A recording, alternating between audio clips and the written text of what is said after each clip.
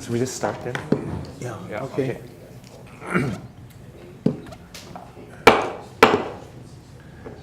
All right, good afternoon, everybody. First of all, apologies for my voice. Caught the cold that's going around, so hopefully I can continue to run the meeting. But Happy New Year, everybody. It's great to see everyone. Today on the agenda, we have actually 10 items or 9 items for information. And although it's an item for information, we also will be making decisions and will be taking action on these issues. And really the purpose today is to provide guardrails for staff to determine the actual rate model and to provide direction in fashioning the new rates that we will be looking at in the next few months. So today we're not going to actually decide new rates, but we will be providing significant direction for our staff and experts to fashion a system. Okay, so without further ado, I will call upon David Ebersol to make a presentation. Yeah, actually, I'll start off. Or Manager Lally, please. Ernie Lau, Manager and Chief Engineer Yes, for the Board of Water Supply. Thank you. I'd like to just start off with a reminder of what our vision is: Kawaiola, water for life. That is what drives us. The vision of the Board of Water Supply. Next, please.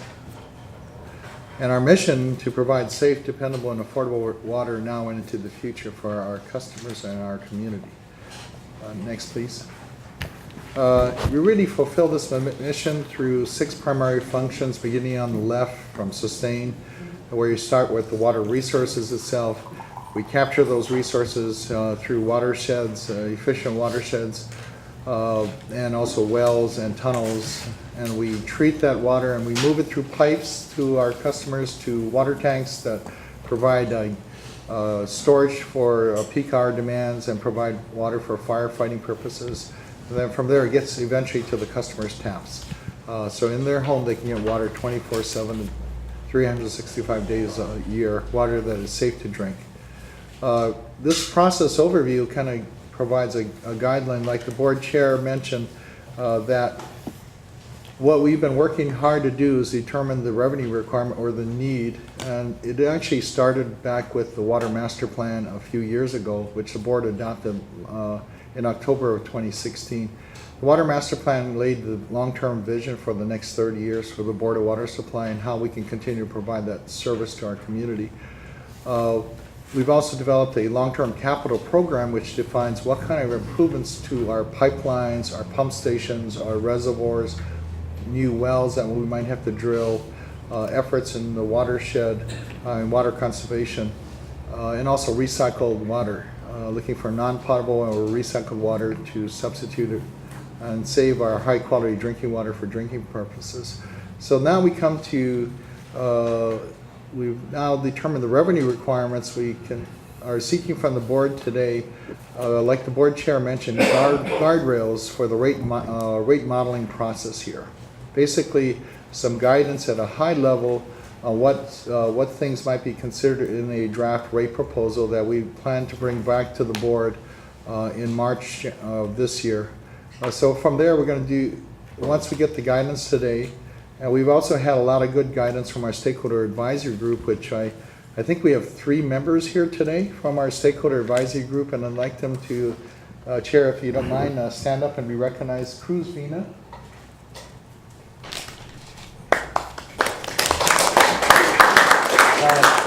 We also have Mr. Dean Okimoto. He's shy, he doesn't want to stand up. And Dick Poirier. I just want to thank them. You know, they and the rest of the stakeholder group have been working hard over the last 2 years to provide input into the Water Master Plan and also input and guidance into the financial plan and the rate directions that you're going to be seeing today.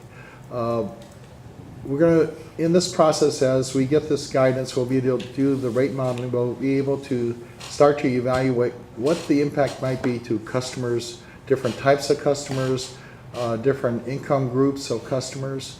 And we're gonna iterate kind of between the modeling and the customer impacts for a while until we feel we come up a process that balances the need, provides safe, dependable water service with also trying to keep it affordable for our customers. So our anticipated timeline here is that around March of 2018, that we're going to bring back to the board a draft rate proposal or rate recommendation for the board's consideration. And the board at that point can determine if they are okay with it or if they would like to see changes to it. And then we could go back to this rate modeling and customer impact evaluation process to make those revisions and come back to the board. But once the board feels comfortable with this draft rate proposal recommendation, then we at that point would go out more publicly with this rate proposal to our customers all over the island through a very extensive outreach process and customer engagement process with them. Then bring it back, that input back to the board for possible consideration for possible adoption by the board, maybe around the July 2018 timeframe. Next, please. There are two additional components here in this process that I just want to point out so we don't forget them. One is bringing before the board sometime in this January to February timeframe a long-range financial plan that looks more in detail in 10-year timeframe what the revenue requirements might be, but also looks 30 years out to look at some of our different scenarios that might affect our revenue. So the long-term financial plan, we plan to bring that before the board. We're also working to update our water system facilities charges, which are based on numbers that were first adopted, I think, in 1993.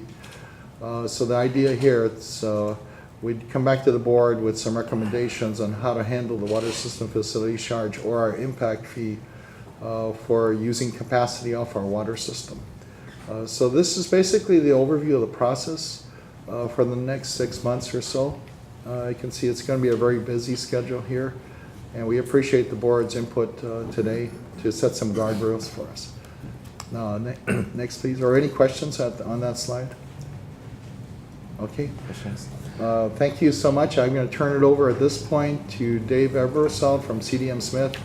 They've been our consultant on the Water Master Plan, on the financial plan, and also on the rate study.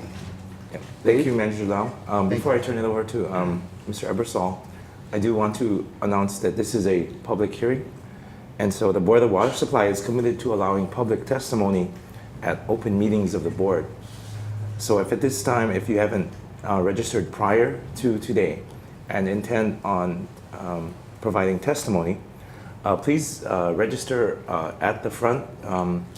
There is someone there to take your name. Persons who have not registered to testify will be given the opportunity to speak on an item following the oral testimonies of the registered speakers. As a friendly reminder, testimony is limited to 3 minutes and shall be presented by the registered speaker only.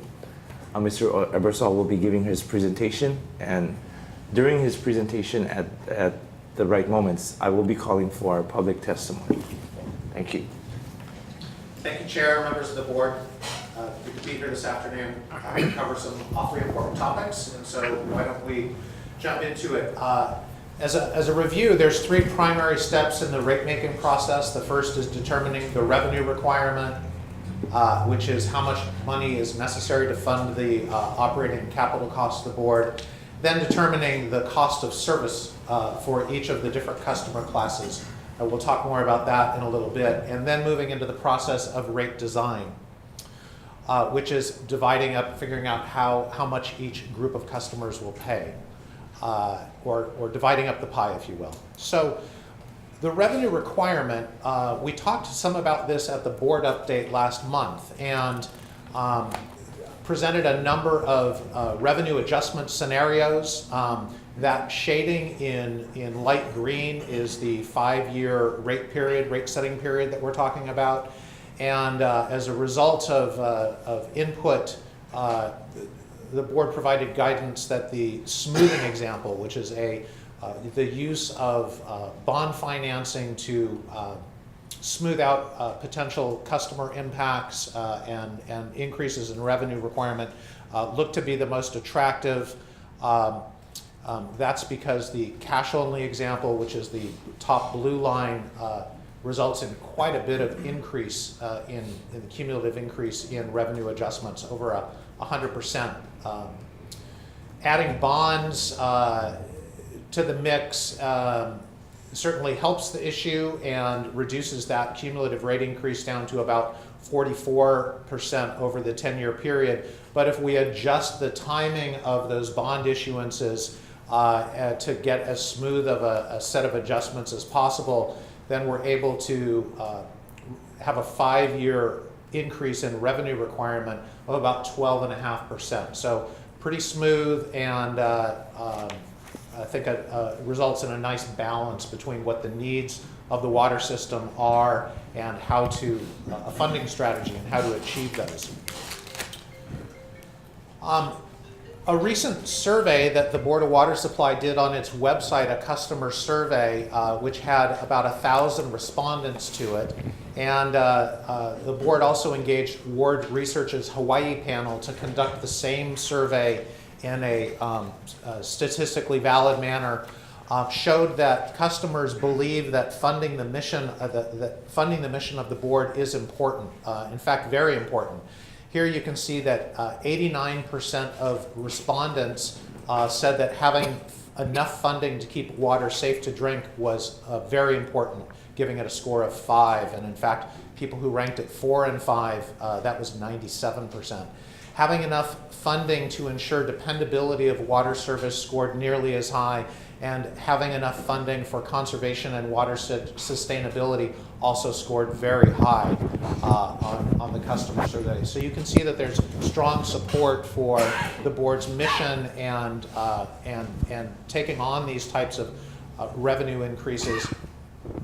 The other thing, since that revenue adjustment scenario, the smoothing one, relies so heavily on bond financing, is we included in the survey the idea of, did customers think that the costs of these improvements should be paid for exclusively today, or that they should be shared by both current and future generations? And here you can see that 82% of respondents said that those should be shared by both current and future generations, which is an indication that there is support and an understanding of the importance in using debt to help fund the operations and capital programs of the board. So just wanted to provide you with that information as we move into this process. The cost of service analysis I'll dig into as one of our first topics, so I'm going to move straight to the issue of rate design. And really the items that we're covering today are really all about rate design: cost of service alignment, affordability, residential rates, recycled and non-potable rates, agricultural rates, non-residential rates, the monthly billing charge or customer charge, the issue of fees and subsidies, and also should there be a fire protection charge. So we'll talk through each of these one by one. So the issue of cost of service alignment is really framed up this way: should there be adjustments made to better align customers' water rates with the cost to serve them? And if so, how much adjustment should be made and how quickly should it be implemented? So that's the issue that we're tackling with this topic.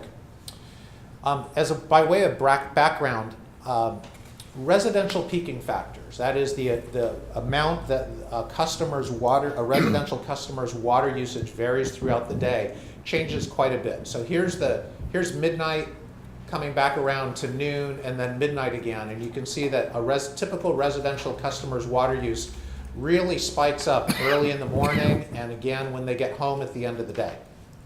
And the water system has to be designed to meet this very peak up here. Typical factors for mixed use, commercial, residential are a lot lower. Their water usage, the residential or the commercial water usage is a lot more steady throughout the day, so you don't see nearly as much peaking. So they don't put as much cost onto the system, if you will. So the cost of service analysis is a methodology of analyzing how much it costs to serve those different types of customers. And we used an assessment process that focused on the 6 areas that that the manager talked about at the beginning: sustain, capture, treat, move, store, deliver. And we look at all the costs that are incurred in operating and maintaining the system and divide them amongst those categories. Using the hydraulic model that was developed during the Water Master Plan, we're then able to allocate those out to the base usage, the maximum day usage, and peak hour.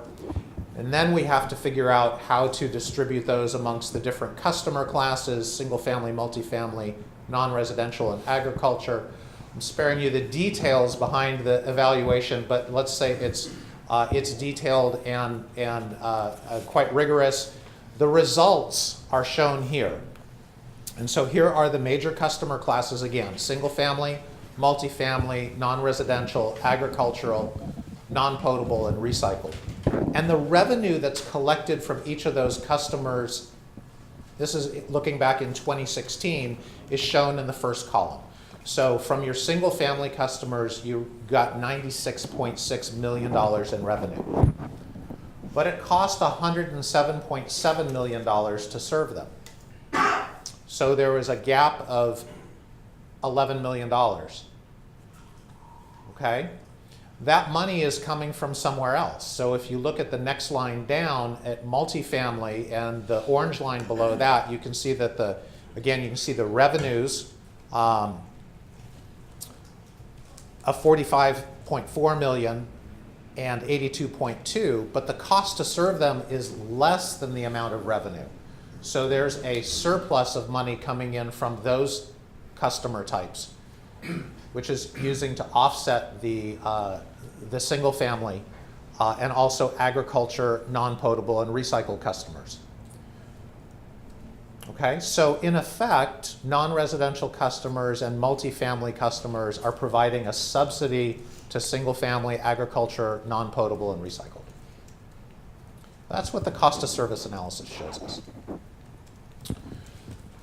So we asked the stakeholder advisory group to weigh in on this issue, and in fact developed a game, if you will, and showed them these subsidy amounts and then gave them poker chips that represented dollars and asked them to redistribute those dollars in a way that they thought was more equitable. And they had the choice of leaving the cost of service the same or making adjustments. The group was broken up into 3 groups around round tables, and there was some consistency to their input. Specifically, they thought that the single-family residential subsidy should be reduced, and in particular, that the contribution of multifamily to single-family should be addressed. They felt that all customers realize a benefit from having local agriculture, so that all customers should contribute to that agricultural water rate subsidy. And they also expressed support for continuation of the non-potable and recycled water rate subsidies. Any questions on the cost of service presentation? Members, any questions? I'll turn it to you for... Yeah, if there's no questions from the members, I would invite public comment at this time. If there's anyone here to testify.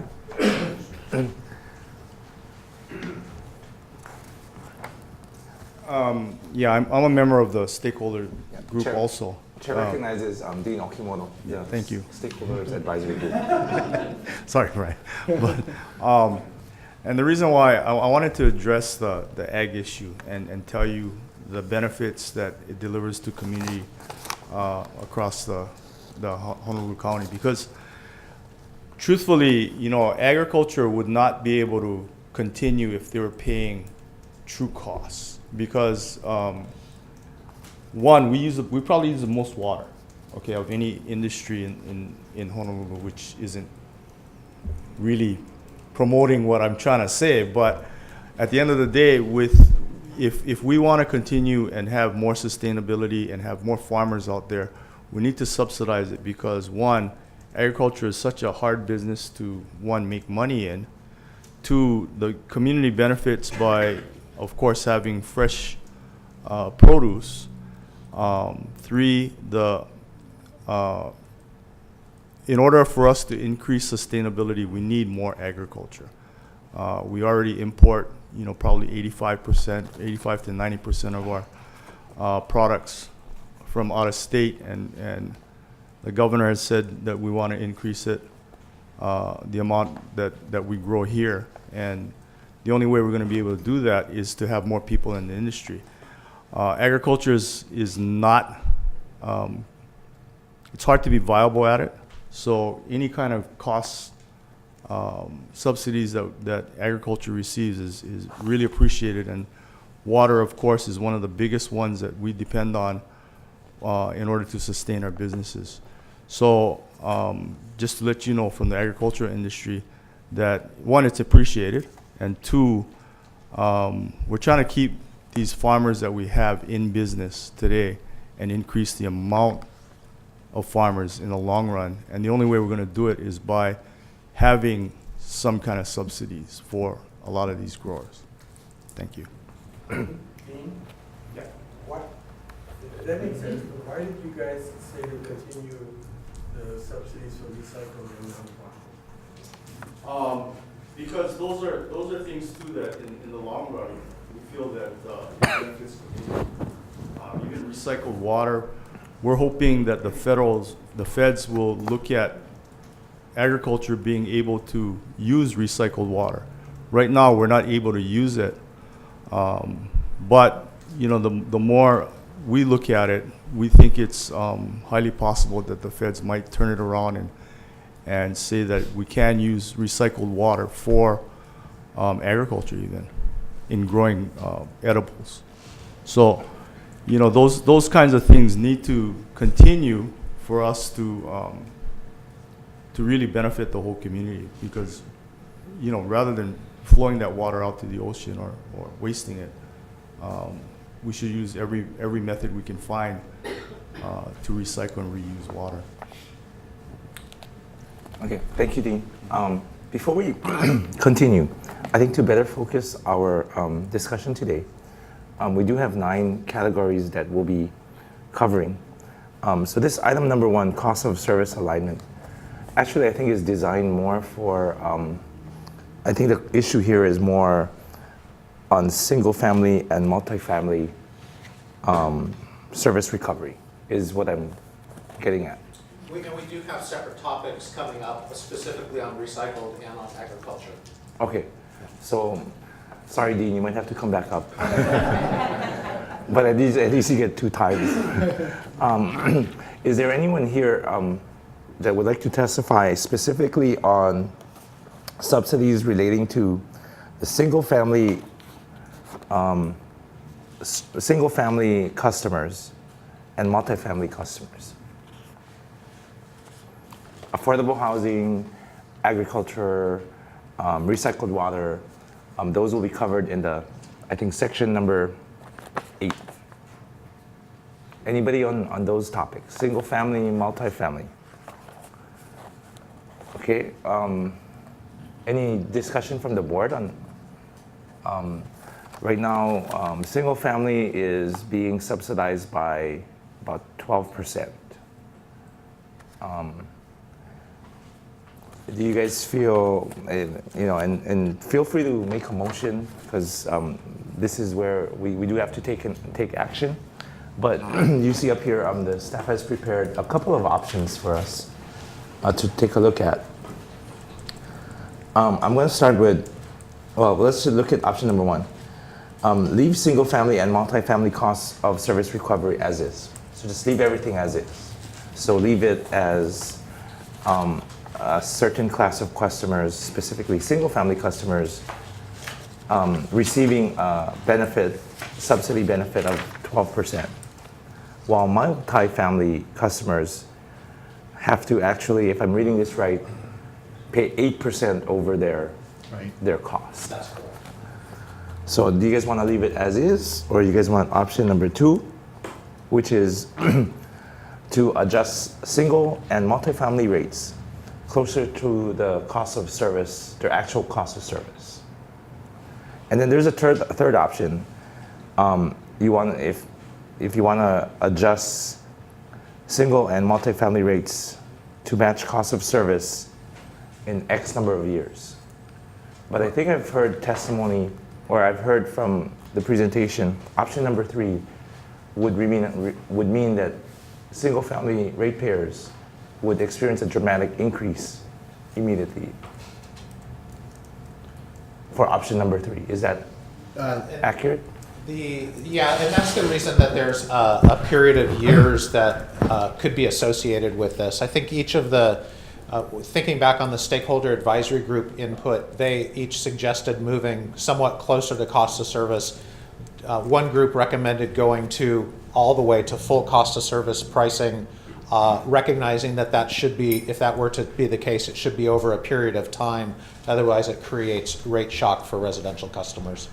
So that's why the board could actually specify, is it over the next 5-year period, or say a 10-year period, trying to transition back to full cost for single family? Or we can leave it open, which is like option number 2, because we Right. can. That'll give us the flexibility as we do the rate modeling, rate development, to see what the impacts would be on that customer class and other customer classes. I know this is gonna be a long meeting, and I gotta ask some questions. Go ahead. When you did the distribution of resources, is that based on today's resource or on the assumption that we gotta get to 21 miles of repair, and so a lot more money is gonna be necessary, and therefore there's gonna be more money, and how you distribute that money? The way the analysis, it's a great question. The way the analysis is done is we looked at 2016, which was the financial, the year that we had full fiscal year data for at the time that the analysis was done. So it was the most recently completed fiscal year. So we looked at all the data for 2016, and we looked at the cost to serve these different customer classes in that year, and how the costs were being recovered from them based on the water rates. What we do going forward then, that gives us a benchmark to look at and say, how does the money that customers is giving us compare with what it's costing us to serve them? And then we use that to adjust, to make adjustments or leave it the same going forward. So to answer your question, when we apply it going forward, if we're doing a, let's say in 3 years you need a 5% revenue adjustment overall, if you didn't make any changes to cost of service, it would be 5% for everybody. If you made changes to the cost of service, it might be 6% for somebody, it might be 4% for somebody else.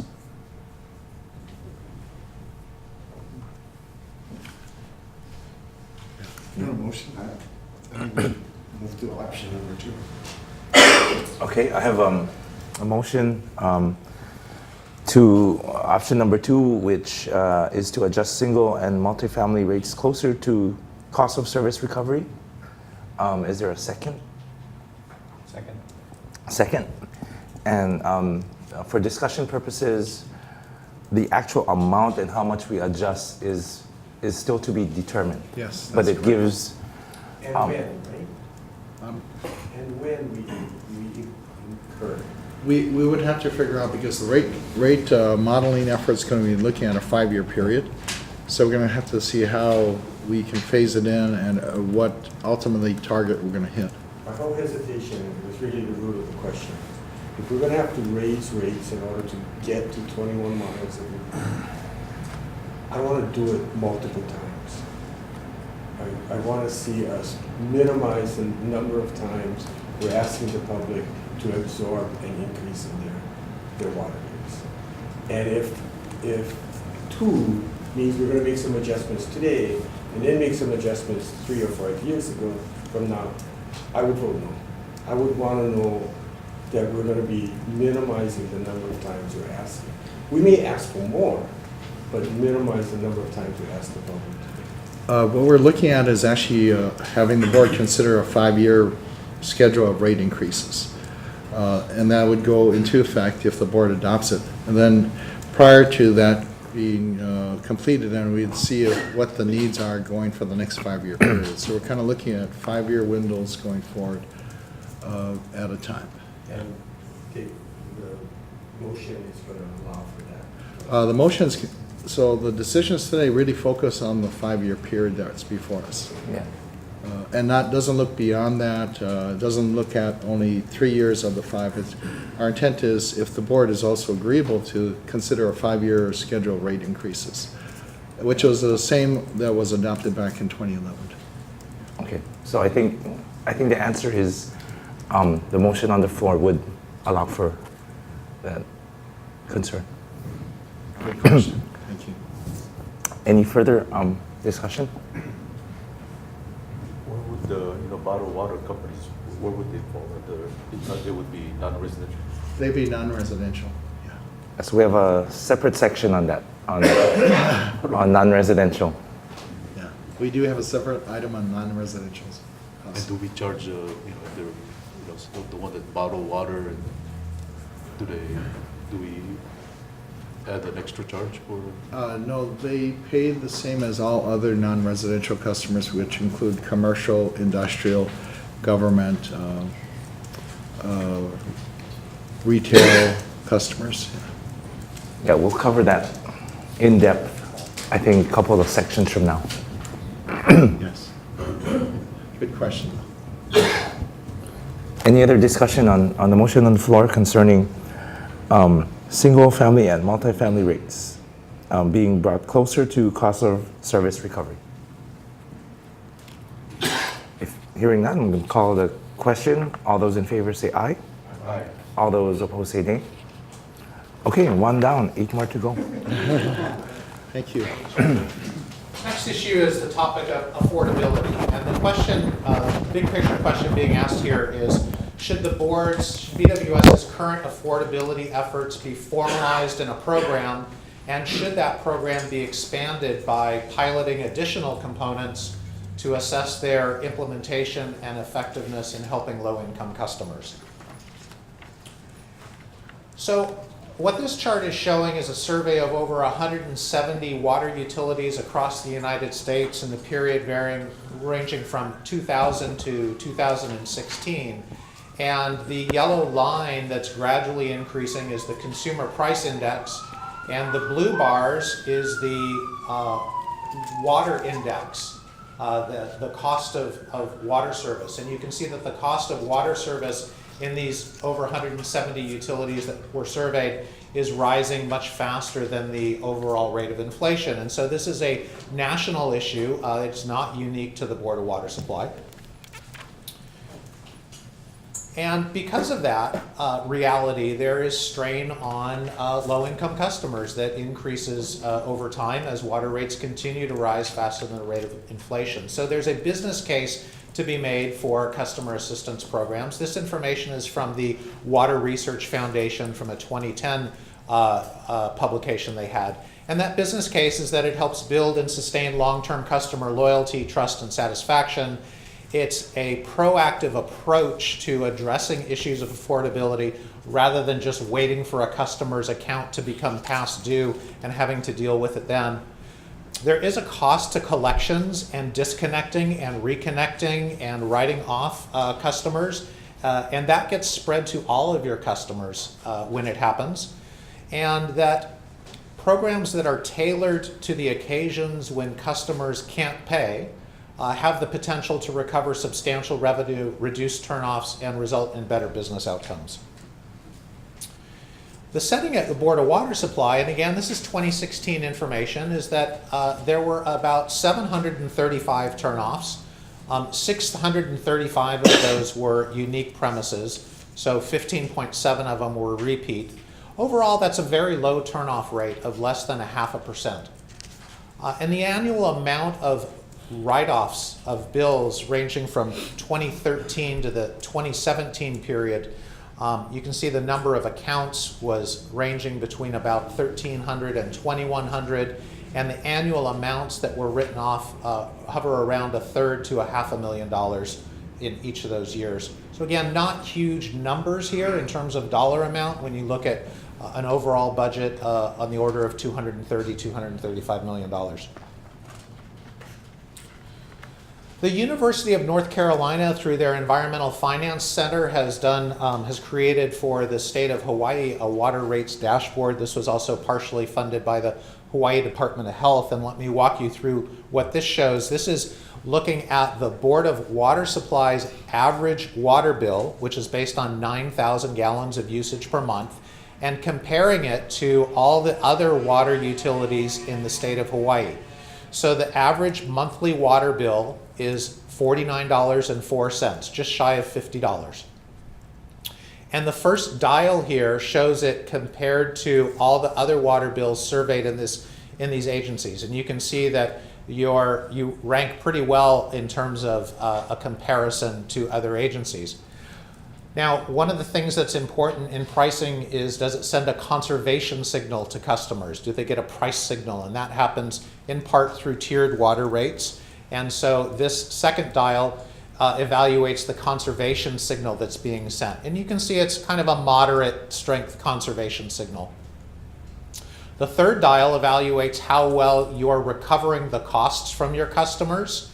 And you can see it right down here, and you're right there in the kind of boundary between yellow and green, so doing pretty well. And then the fourth dial in the lower right hand evaluates the affordability of your water bill compared to median household income, and it shows that the average water bill is about a little less than 1% of median household income, so showing pretty well in affordability. Looking though in more detail, what concerns organizations that deal with low-income customers is that this is a distribution of homeowners' incomes, less than $10,000, 10 to 15,000, 15 to 25. This is based on U.S. Census data, and then this is the percent of the population that falls into those different brackets. So what concerns affordability advocates is the low-income spectrum here, and you can see that for those low-income customers, those making less than $25,000 a year, the average water bill is a substantial portion of their household income, ranging from 2.5% to over 6%. And so it's those customers that there's concern for. In looking at your current affordability support programs, there are a number of things that you do that are recognized in the industry as supporting affordability. One is your inclined block structure, meaning the more water you use, the more you pay. The fact that you use monthly bills, which stabilizes the expenses from month to month for folks. You offer zero interest case-by-case repayment plans. There are a number of steps that your customer care representatives take to avoid turning off a customer. If a customer can prove they had an underground leak that resulted in a high water bill, you're willing to make adjustments for those. And then for customers in particular need, there are some referrals to both Helping Hands and Catholic Charities.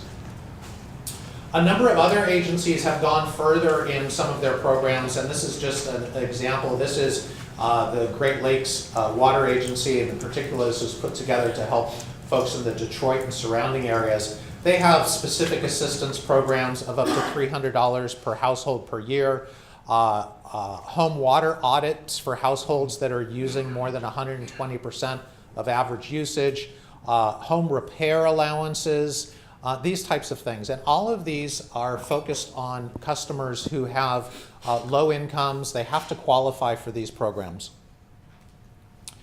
Portland has been working on the development of their low-income assistance program for well over a decade. None of these programs take shape overnight, but some elements of it is that if you are at 60% or less of the statewide median income, you qualify.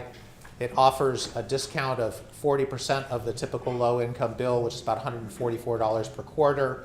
For folks who end up in a crisis as determined by customer service staff, maybe they lost their job or had a medical emergency, there's a once a year crisis voucher of up to $150.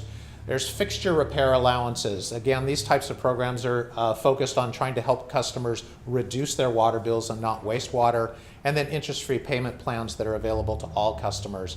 And again, the emphasis on conservation exists in these programs. They also have a utility safety net to try and help customers avoid shutoffs. Again, trying to avoid those costs for the water agency. Here in Hawaii, Hawaiian Electric has energy assistance programs, and we took a look at these. One of the things they do is to, for customers that are in the federal HEAP program, which is a low-income heating and energy assistance program, or household energy assistance program, they waive the top tier. So the place you might see this is maybe in a multi-generational housing that's using a lot of water, so they're moving into your top tier. This type of program would be structured so that they were maybe billed at the lower tier. So this is a pilot program that Hawaiian Electric is looking at. Another is a special medical needs pilot program.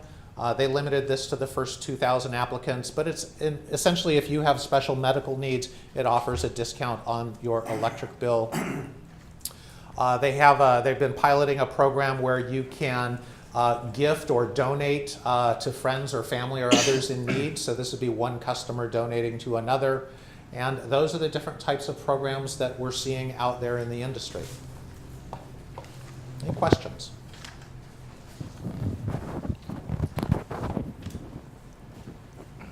Just for clarification, so our decision today is going to be whether, we want to authorize the department to formalize a affordability program, but we will still have an opportunity, the board will still have an opportunity to review the actual details of the whatever program Yes. that we look into. Okay. If you move to the next slide, there is the public comment too. Okay, so at this time, I'd like to entertain any public testimony or comment on the issue of affordability. And this is different from the affordable housing issue. It's not that issue. This issue is regarding the issues that David talked about, having people being able to pay for the bills and various assistance programs. For the water specifically bill. Specifically for their water bill. Yeah. Any public testimony on this issue? Okay, hearing none. I'm going to close the public comments. Members of the board, any discussion on this issue? You also see up here on the slides two options that have been prepared, and at any time we can make our own option as well by making a motion. But the two options that's been brought to us for consideration is whether to authorize the department to formalize an affordability efforts in a program and pilot test additional components, or option number two, make no changes to our system. Make a motion for option number 2. Okay. Option number 2, any second? Okay, moved and seconded. Any discussion on this issue? Mr. Ebersol, so approximately of all the water systems out there, how many systems have some sort of affordability efforts program or? I'm looking towards Brian Thomas, who's in the office or in the audience to help answer questions about what other agencies do. Do you have some thoughts on this? Sorry, Ryan Thomas. Why don't you come on up to the yeah, microphone? And please identify your role in the project here. Hi, I'm Brian Thomas with Public Financial Management, and I'm a sub-consultant working with CDM, basically looking at rates, charges. I've done a lot of work in California, Nevada, some work in Colorado as well, working with a number of different systems. The question of affordability is, as Dave pointed out earlier, is a topic that's coming up more and more frequently. To answer a specific question, I don't have a percent, but I would say it's probably less than 25% of utilities have formal programs.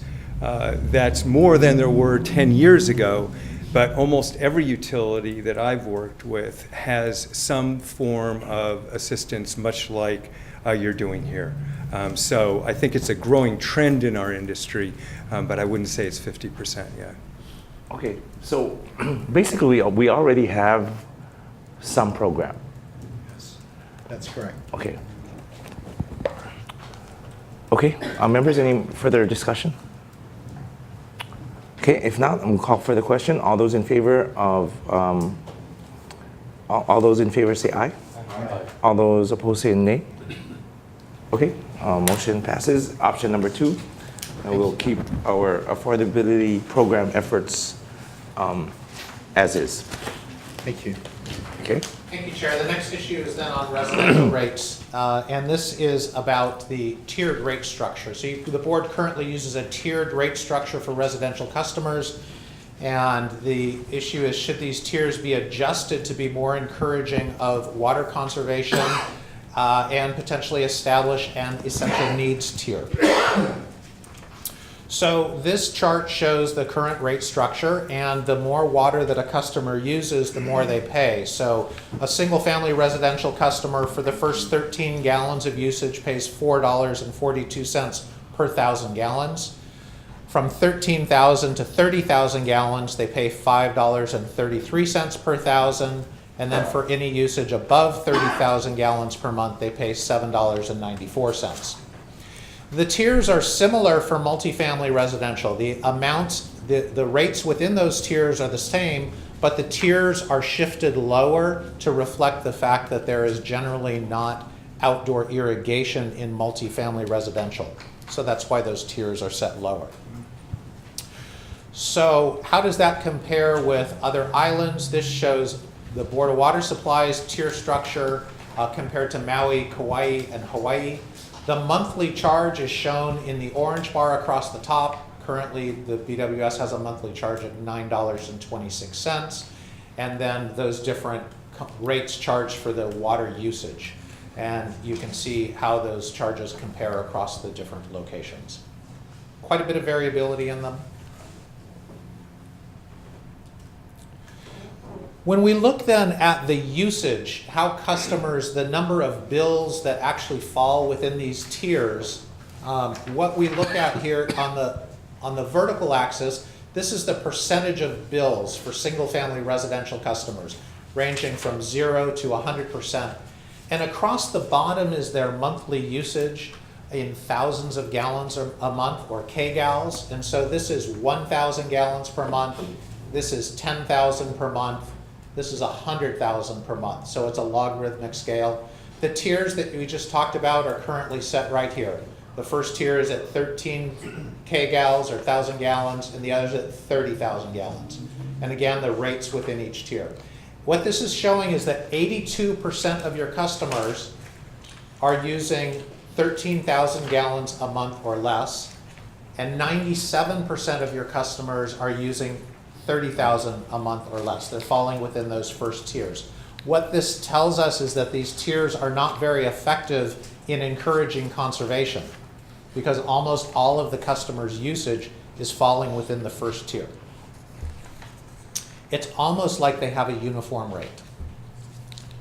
So here's what the average water bill is. The average is 9,000 gallons per month. And about half of your customers are using about 6,000 a month or less. And so what we did is look to see what happens if we shift those tiers. That doesn't make sense. Oh, I see. Okay. Yeah. So we looked at, now remember the cost of service analysis that we did, and we said we're currently recovering about 88% of the cost to serve single-family residential customers. So what we did is we evaluated what happens if you adjust these tiers, and in this example we shift them down so that we move the top tier from 30,000 to 21,000, and then we move the first tier boundary from its current level at 13 down to the average usage at 9. And what that does, and we don't change the rates within each tier, we just shift where the tiers are. What that does is that moves us from recovering 88% of the cost of service from single family residential almost up to 92%. Again, not changing the rates within the tiers, but moving the locations of the tiers. If we take it further and move them so that we move from 9,000 down to 6,000 at that first tier, it moves the cost of service recovery up to 94%. What does that look like then on the typical, on a variety of residential water bills? So here we're looking at, if your bill is 2,000 gallons per month, and that's about 13% of your customers that fall into that category, they currently pay $18.10 per month in water. In this rate shifting example, their bill wouldn't change in either of those two examples that I just showed you. And in fact, for about half of your customers who are using 6,000 gallons a month or less, similarly, their bill wouldn't change at all. For the average user, that's those who are using about 9,000 gallons a month, and this is about 66% of your customers. Their current bill is $49.04 per month. In the first example, it would stay the same. In the second example, it would go up slightly to about $51.77.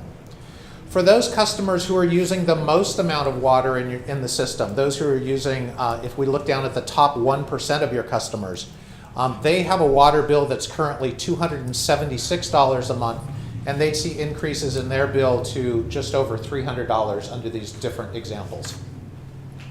And you can see then how the cost of service recovery changes along with each of these examples, going from 88.7% to 94% in the last example. So it's a tool that's available to the board to increase the cost of service recovery with single-family residential customers in particular, without changing the rates within those tiers. The next issue then becomes the idea of an essential needs tier. And this is,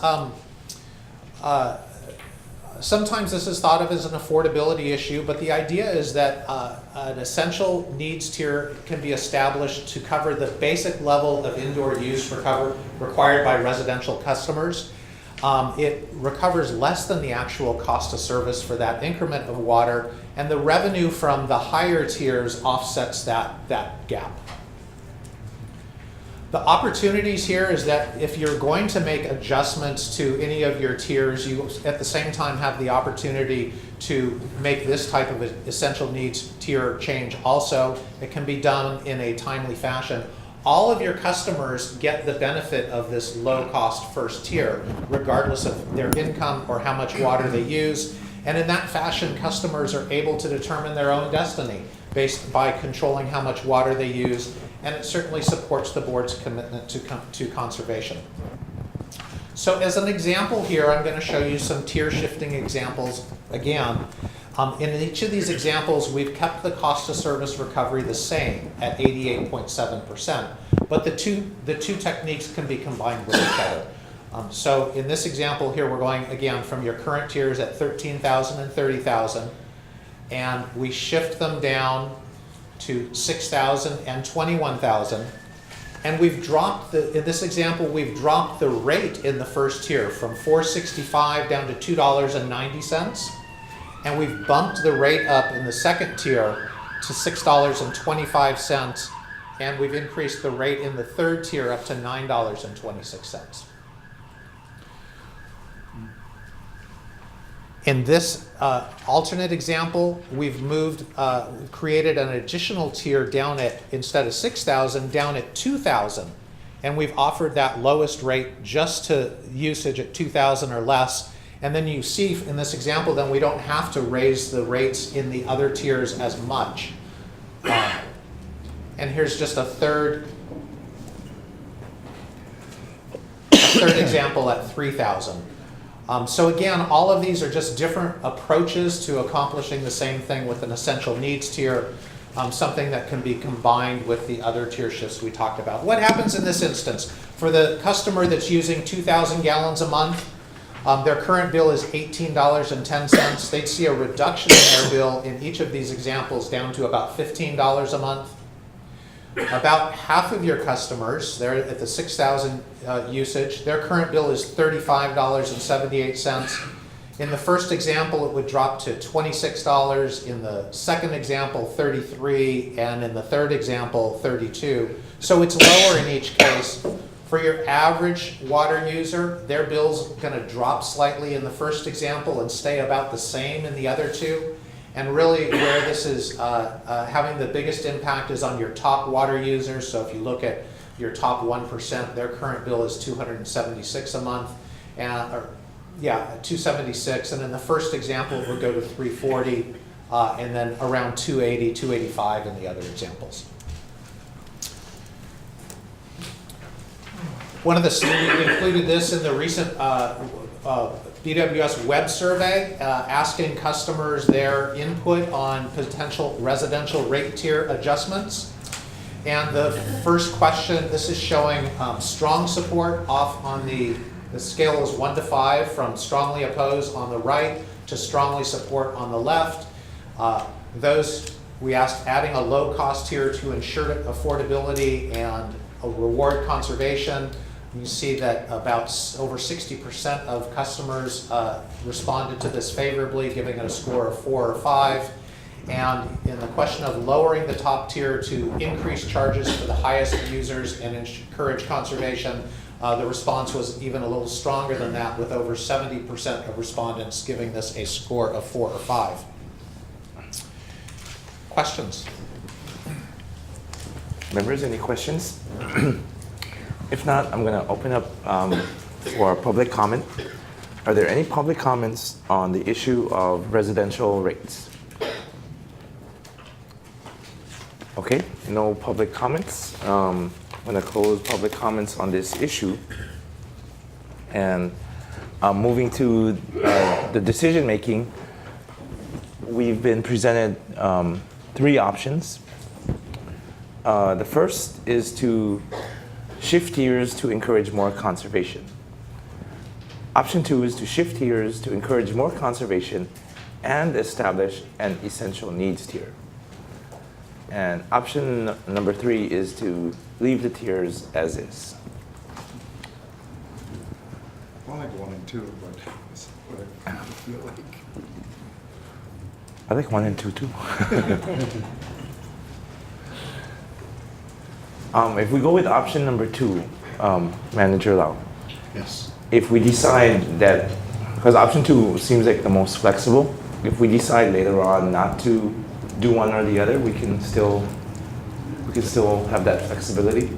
That's correct. It establishes guardrails, and we bring back a draft to the board, but the board still has the final say on that draft. If it wants to modify the draft before we go out to more public outreach with the draft proposal. Okay, I like option 1. I like the tier, moving the tiers down. But maybe we can go easy on the rates without changing too much rates to Yeah. recover more money. Yeah, we can try to model that and see. Yeah, model number 2 then, I guess. But definitely move the tiers to reflect the more revenue. Right, and also keep in mind the item number 1, which is the trying to move toward cost of service, greater cost of service recovery for We like got the our single recovery family. back. I think that's, Okay. so option 2 then, I would say, we make a motion to approve option 2. Okay, so there's a motion and I believe a section to adopt option number 2, which is to shift tiers to encourage more conservation and establish an essential needs tier. Okay, any discussion? Hearing none, call for the question. All those in favor say aye. All those opposed say nay. All right. Next item. Thank you. Thank you. The next topic then is on recycled and non-potable water rates. And the primary issue here is, as you've seen from the cost of service analysis, recycled and non-potable customers pay less than their cost of service. Should this strategy be continued, and if so, to what degree? Looking specifically at non-potable customers, there's about 2 million gallons per day of non-potable supplies that are primarily for irrigation. There's 3 different non-potable sources, and you can see those sources on the slide here and their primary customers. In total, it's about 90 customers using 655 million gallons per year, which is about 1% of the total water usage of the Board of Water Supply. These customers are getting about a 45% subsidy compared to the cost of service, or an annual amount of about $750,000 a year. Can you tell us what those customers look like? I mean, what kind of users are I'm sorry, the question they? again? What kind of users are those 90 customers? The usage is primarily for irrigation. Primarily for irrigation? Yes. Okay. But there's a footnote that they've already, a lot of these guys have paid for their own infrastructure too, right? I mean, no? I mean, they've installed their own lines and Yeah, it's kind of a mixture. it's a mixture. I mean, they're not just relying on us to do all their service. I mean, they do a lot Some of have contributed toward improvements. yeah, like they've done a the- lot of improvements to get non-potable to their area, right? Right, I like the mean- Barber's Point non-potable well, that was developed by the I developers mean, out so there. they're not paying the other half. They're not paying the For the capital improvements. capital improvement costs. Yeah, Kalamazoo Springs actually is kind of a combination. I think the Board of Water Supply put in a lot of the infrastructure there, but Hawaiian Cement did put up their own water tank and to be able to take the water. So it is kind of a mixture. But we're only looking at the cost to service them now, not the capital costs. At this point, I think we are looking mainly at the cost to provide service. We may have some, I'm not sure if there's some capital improvement cost to maintain the system that's already there. Any investments in capital that the Board of Water Supply made would be counted in the cost of service. We look at the depreciated value of those assets in the cost of service analysis. What is the feedback if we raise those rates to match more of the cost of service? Would there be a lot of complaints? Or? I'll show you we have some survey results on how folks feel about recycled customers. I would think they include non-potable in the same type of vein, and I'll get to that in just a couple slides. Okay. On the recycled system, all of this water is from the Honolulu water recycling facility. There's 2 types of recycled water that the board provides. The first is R1 water. It's for irrigation and some industrial use. This is about 10 million gallons per day. There are 25 customers that are all contractual. Golf courses pay 55 cents per 1,000 gallons for this water. All others are paying $1.75. It amounts to about 5.5% of the board's total water usage. They're receiving in aggregate a 27% subsidy compared to the cost of service, or a little less than $1 million a year. For RO water, which is demineralized and requires a higher level of treatment, so it costs more to treat. In fact, it's treated through these membranes that are shown as a separate process here. This is about 2 million gallons per day. There are 7 contracts. The terms and conditions of those vary, but primarily they're in Campbell Industrial Park, the Kahe Power Plant, and Chevron. This is about 1% of total usage. Again, this water costs more to produce than R1, and there's about 105% subsidy compared to the cost of service, or an amount of about $2.6 million per year. In sampling different recycled water rates, one of the things that gets asked is, well, what do other organizations do? This is a survey of recycled water rates that the Los Angeles Department of Water and Power did in 2015, so it's focused on Southern California agencies. And here it's being compared to the BWS's R1 water. Normally we show your costs in kgals or thousands of gallons. You might see that this is a different unit here, hundreds of cubic feet. The reason it's in that is because those are the units this survey was done in. So we've converted the Board of Water Supply's cost to those units for easy comparison. So short story, the first column here, this is looking at the recycled water rate as a percentage of the non-residential rate. And you can see that those amounts vary from a low of 13% in San Diego to a high of 144% in Burbank. And I think the reason you see it so high in Burbank is they have taken a model of pricing it to equivalent with their cost of service, if you will. So they're getting full cost of service recovery. And so you can see these numbers are really, they vary quite widely, and it's very typical to see recycled water provided at a discounted rate. The reasons for that is that recycled water customers incur higher costs, and certainly to your question, some of your non-potable customers would have similar types of costs, whether it's from dual piping systems or compliance with the Department of Health best management practices, or the risk of fines associated with not strictly complying with those types of requirements. All of your customers do benefit from having a non-potable and recycled water use, and those benefits include a better matching of the water quality to the water use, which is basically aligning the water resource with its highest value. It's a reduction of ocean discharge of wastewater.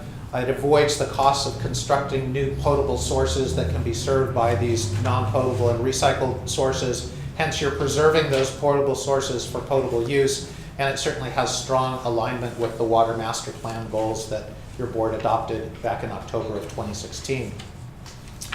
You were asking about how people feel about this. One of the questions in the survey was customer input on subsidies for recycled water. Again, we're looking at a scale of 1 to 5, 1 being strongly oppose on the right, 5 being strongly support on the left. And you can see here that 71% of respondents expressed an either 4 or 5 strong support for continuing discounted rates for recycled and non-potable water. Questions? Any questions for Mr. Ebersol? Okay, if not, I'm gonna open it up for public comment. Is there anyone here to testify on recycled and non-potable rates? Okay, and then Jake, I think you had some questions on this issue earlier. Are you okay? Yeah, I was just asking if, like, for if you're in the bottled water business, do we charge them more for? Would that be under this section? No. No, that, bottled The check. water, they use, no, it wouldn't be under this section, maybe the non-residential Yeah, that's it, discussion. okay. Because that, they use potable water to create Okay, not bottled this water. section. Okay, any public comment on recycled and non-potable rates? Any public comment? If not, I'm gonna close public comments for this issue. And so the options that the board has been presented are up on the screen. Option number 1 is to make no changes. Option number 2 is to increase recycled and non-potable rates to recover more of the cost of service, especially for RO customers, because I think they're getting a subsidy of over 100%. So option 2 would allow us to look at that. Option number 3 is an automatic adjustment to recover the full cost of service. So that would be quite dramatic. Stakeholder group didn't come up with a recommendation on this one. As stakeholder group input, I would encourage any stakeholder members to weigh in also, but my recollection of it is that they saw some reason to move more towards cost of service recovery, but definitely continuing some level of reduced rate. Did I characterize that appropriately? Okay, that option I like. That sounds like option number 2. Well, I mean, slowly, I mean, listen. Yeah, kind of a gradual. Yeah. And we can, the actual amounts we can talk about. Right. This is what we're gonna be talking about next few months. Something for the board to consider is that because the recycle, especially the recycled water, there are different requirements on the end user. And I think Ross from Department of Facilities Management, Maintenance has some firsthand experience because it's still considered wastewater. So when you spill it on the ground, you may be, Department of Health may come after you for allowing it to spill on the ground or not having signage in place as non-potable, not fit for drinking. So I think there needs to be some degree of incentives to encourage that use, which helps us avoid more potable water, save our potable water for higher quality use. But, My concerns are that we not push non-potable water users to the point where it's attractive to switch over right. to potable water, even though their bill will go up. There are reasons. Do you like option one? Personally, I like option one right now, but I can live with option two. In between, yeah, just slowly move it. You're right, there could be, what is the tipping point where the customer may decide it's not worth the effort to use recycled or non-potable water and move toward potable water, putting the load or burden on our potable system. I think they can see where we stand. Okay. Make a motion on that. Okay, so I think I hear a motion on option number 2. Yeah, slowly. Okay, with the notation that we want Increase those rates slowly. Yeah, to be very slow increase of recycled and non-potable rates to recover more of the cost of service, especially for our old customers. Second motion. Okay, second, any further discussion? If not, all those in favor say aye. All those opposed say nay. I vote nay. I vote nay. Okay. Noted. All right, next item, agricultural rates. Thank you. The next item is agricultural rates. Agricultural water customers currently pay less than their cost of service. Should this practice be continued? If so, to what degree? A very similar conversation to what we just had with recycled water. So this is the current rate structure for agricultural customers. Remember, with your residential customers, they have an inclining block structure. Agricultural customers have what's called a declining block structure. So the first 13,000 gallons of usage is billed at $4.42 per thousand, just like they were a residential customer. The idea here is that many agricultural customers have a residence on those properties. But then the increment of usage above that is charged at a much lower rate, in this instance $1.89 per thousand, and 94% of the usage by agricultural customers is at this lower rate. In total, this is about 1% of the board's revenues. There are about 500 agricultural customers in total. They're getting, putting that into dollars, they're getting about a 60% subsidy compared to the cost of service, or an amount of about $1.4 million per year. And it's notable that most of these customers, in fact, nearly all of your agricultural customers, have meter sizes that are 2 inches and smaller. We're not talking about these big, huge farms here. We're talking about predominantly small farmers. The Board of Water Supply has offered agricultural rates for well over 50 years. Customer has to go through a number of steps to receive this rate. They have to actively apply, be engaged in commercial crop production, stock raising, or dairy farming. They have to submit to a field inspection for verification that those activities are occurring. They have to provide a copy of their general excise license. They have to meet certain cross-connection and backflow prevention requirements, and they must reapply every year. This shows how this shows a comparison to other islands' agricultural rates, and here what you see is that these rates vary by meter size, and so it's done a little bit differently. These are So for this is because these islands generally don't have different customer classes like you do. They don't have agricultural customers, non-residential customers, single-family residential customers. Instead, they use meter size as a surrogate for customer class, and it's a different approach to a rate structure. So that's why you see these rates vary by meter size. The stakeholder advisory group input is that local agriculture is important to the community. Many small farmers rely on access to the potable water system. Federal regulations, especially the Food Safety Modernization Act, are increasing financial pressures on farmers, and a significant portion of farmers are not expected to survive in the coming years due to these financial pressures. Even though the dollar amount of the subsidy is small overall, it's very important to this customer class. With regard to the survey results on this topic, on the bottom, that was the results for recycled and non-potable. Here you can see the results just above it for continuing discounted rates for local agriculture, and over 60% of respondents rated this a 4 or 5, indicating strong support. Any questions? Okay, any questions, members? Now I'm going to reopen this issue for public comment. Dean, did you want to come back to the podium?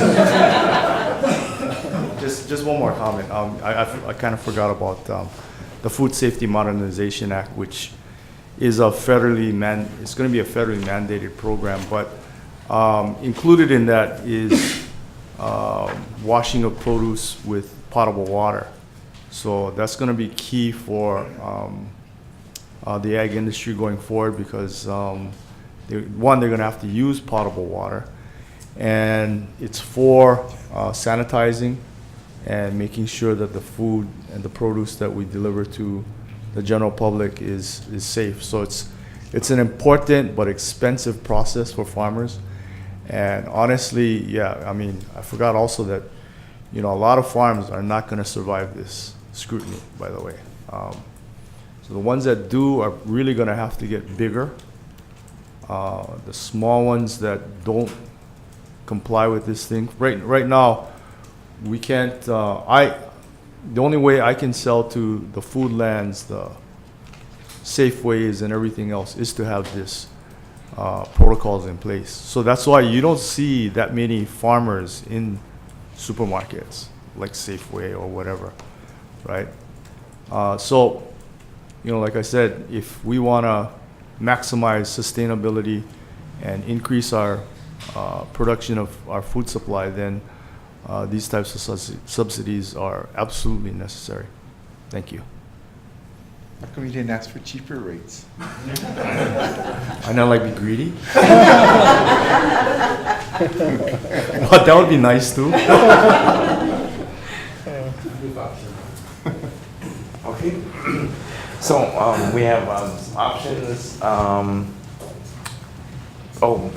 First, is there any other public testimony?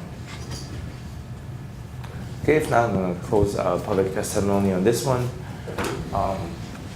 We do have up here 3 options. Option number 1, retain existing subsidy levels. Number 2 is to reduce subsidy levels but continue to recover less than the full cost of service. Option number 3 is to adjust rates to recover full cost of service. I do believe I heard a motion for option number 1 to retain existing subsidy levels. Is there a second? Okay, second. Moved and seconded. Option number 1 to retain existing subsidy levels. Is there any discussion?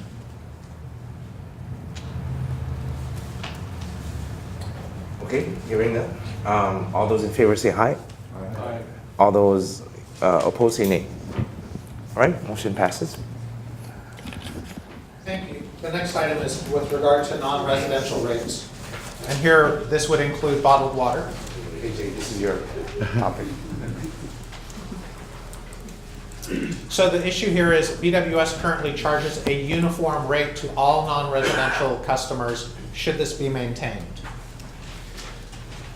Your non-residential customers pay a uniform rate of $4.96 per 1,000 gallons. It's a structure that's common to all of those non-residential customers, of which you have about 8,500. They account for 32% of your revenues and about 37% of your potable water usage. And they vary quite widely in terms of their nature and how much water they use. Looking at customers with a 1-inch meter, this compares your rate to other islands, Maui, Kauai, and Hawaii. Keep in mind that there's no difference in Kauai and Hawaii between residential and non-residential rates because they don't use a similar customer class structure like you do. Again, they use meter size as a proxy for that. Across the nation, there's quite a bit of uniform rate. When you move up in meter size to 3 inches, you can see that, again, because Kauai and Hawaii use meter size as a proxy for customer class, you can see the costs go up substantially at those higher usage levels with the bigger meter sizes.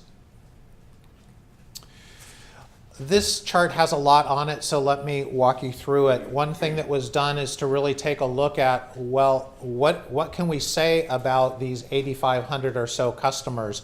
What types of entities are they and what size meters do they have? And they're categorized in these different subcategories. Agriculture, these are agricultural users that would not qualify for your agricultural water rate for whatever reason. City government, commercial, combination of commercial, residential, the federal government, golf courses, hotels, industrial, and so on. You can see that 93% of the meters are 2 inches and smaller, and that 60% of them fall in this general category called commercial, which means that you don't have a whole lot of data available on what the specific business type is, or exactly what they're engaged in or how they use water. Anytime you look at shifting around rates, it's important to keep in mind doing that in a fashion that's equitable, and so it's important to understand as much as possible about those customer types. The benefits of the board having a uniform non-residential rate is that it addresses that wide diversity in customer types and usage characteristics that you just saw. It does provide a usage-based price signal in that the more water you use, the more you pay. It doesn't, however, penalize efficient large water users. So just because a business uses a lot of water doesn't mean they're not efficient in it. They may be very efficient for those business practices. It is certainly easy to understand and administer, and in the absence of having more detailed customer data, it does provide an equitable means of recovering costs. And there's certainly additional conservation that can be achieved through tailored conservation programs, which the board is currently undertaking, without changing this rate structure. Questions?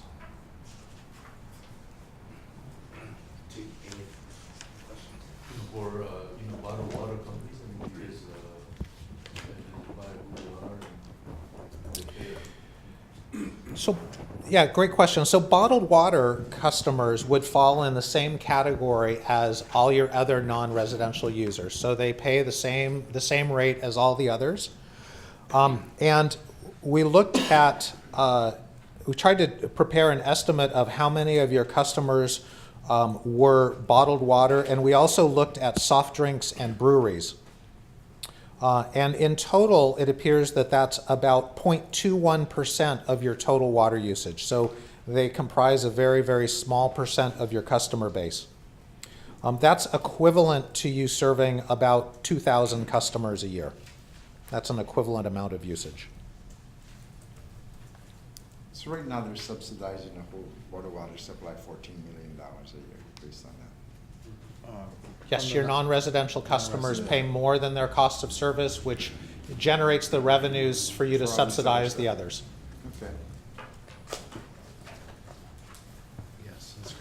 14 million. Basically, all of the other subsidies. Yeah, it comes from here, so, Right. okay. Okay. Any more questions before I open it up to public comment?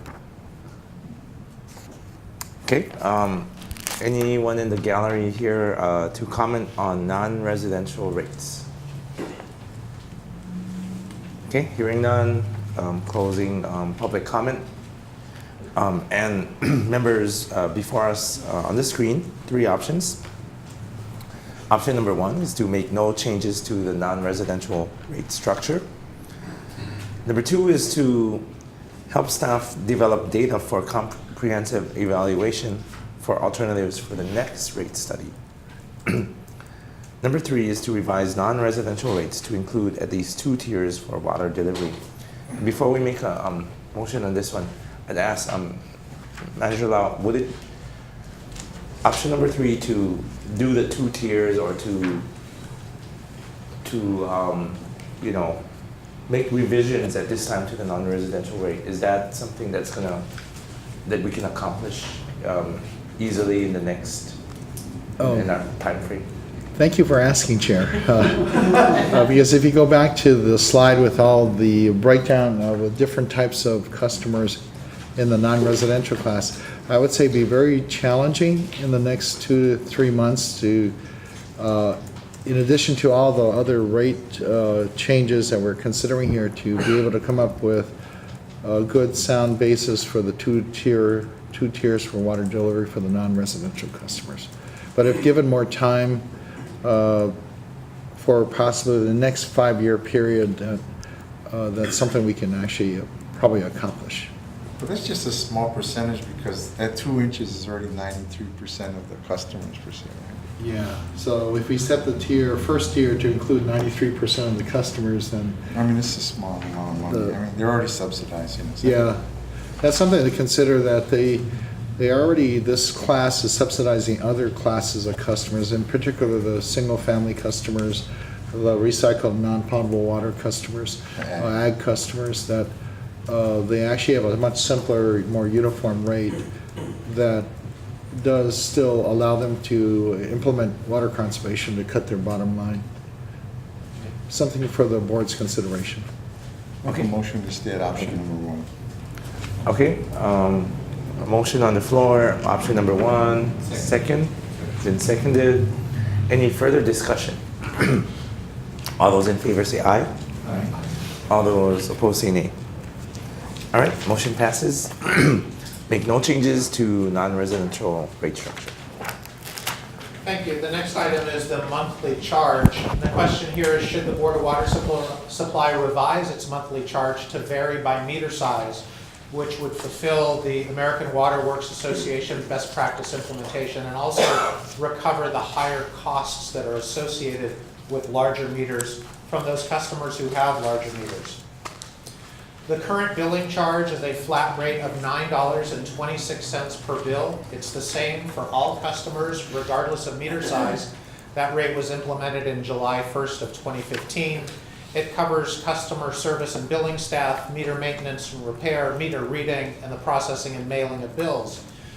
This issue was noted in the 2014 audit by the city for not being able to clearly justify the billing charge, and the recommendation of that audit was to follow industry best practice, meaning AWWA.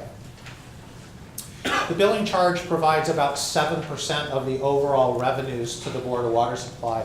All the other revenues, predominantly from water sales, 93%. So we're talking about a small part of the revenue stream overall.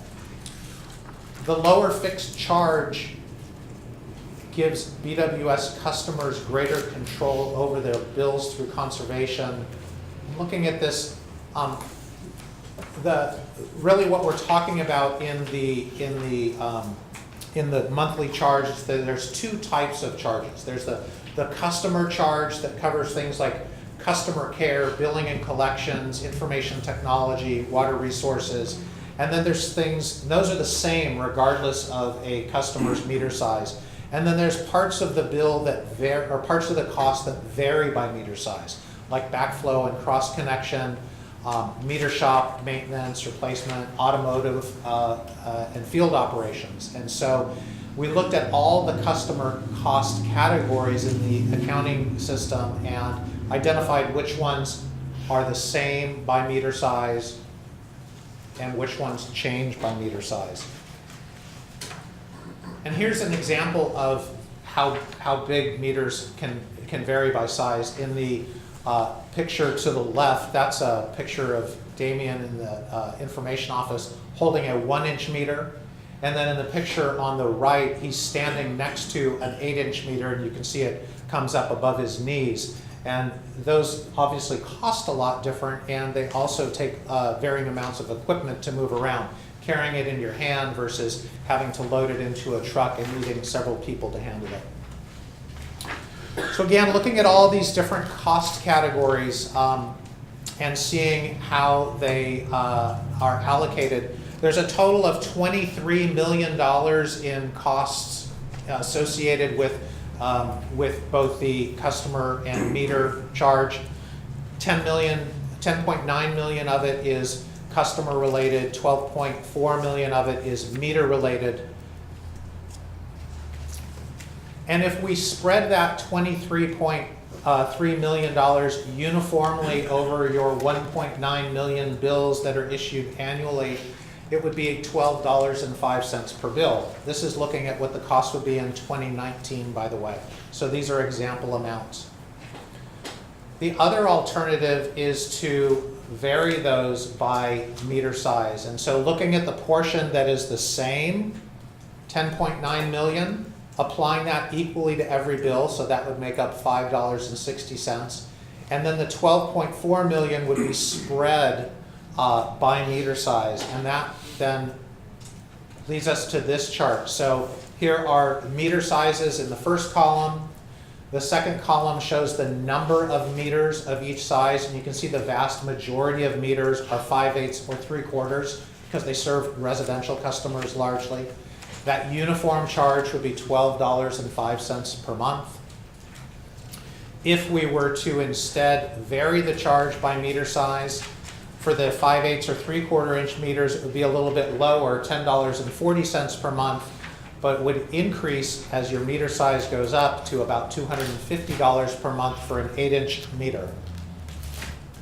Looking at it as a percent of the monthly bill, this column shows the average monthly bill for these different meter sizes. So you can see the average monthly bill for a 5/8 or 3/4 inch meter, about $50 a month.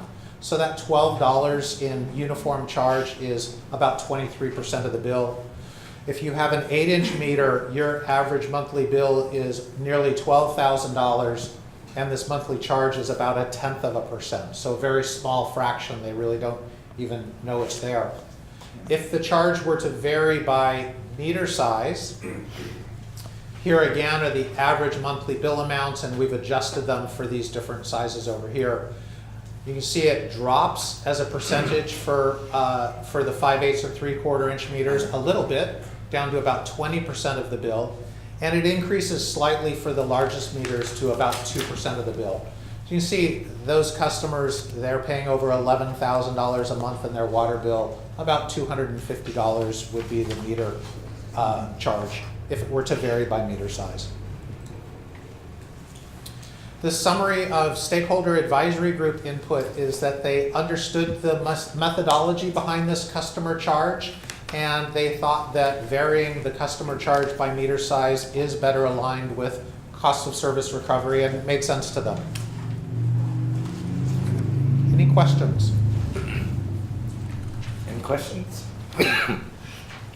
If not, I'm going to open it up for public comment. Any public comment on this issue? Okay, hearing none, I'm going to close the comments. And Make a motion to approve option number 1. okay, motion for option number 1 to change the structure of the monthly charge to vary by meter size. Is there a second? Is there any discussion? Okay, all those in favor say aye. Aye. All those in opposed say nay. Okay, motion carries. Okay, next issue. Thank you. The next item is regarding fees and subsidies. And the question here is, should the Board of Water Supply waive fees and charges for affordable housing, housing for the homeless, and fire sprinkler retrofits? And what criteria should be used to consider future waiver requests? The city is requesting waivers of one-time fees and charges from the Board of Water Supply. It shows up in a variety of different mechanisms. One is Bill 59, which is a proposed bill that would provide incentives to help stimulate affordable housing production. And this city has requested that BWS participate. BWS occasionally receives individual requests for waivers and deferrals for homeless shelters. Another proposed Bill 69 would require fire sprinkler retrofits of existing high-rise residential buildings to comply with fire safety standards. And there's a proposed City Council Resolution 17316 that requests BWS waive fees for fire sprinkler conversions.